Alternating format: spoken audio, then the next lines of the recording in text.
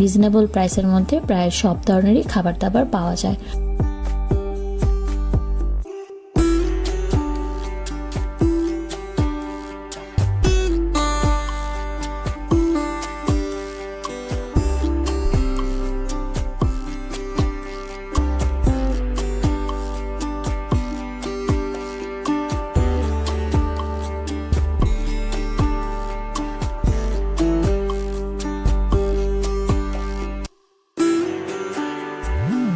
ফুকেটে খাওয়া দাওয়া করার জন্য অনেক হালাল ফুডের দোকান রয়েছে। পাতং বিচ যাওয়ার পথে এখানে একটা মসজিদ রয়েছে, যার পাশে কিন্তু অনেকগুলো হালাল ফুডের দোকান রয়েছে।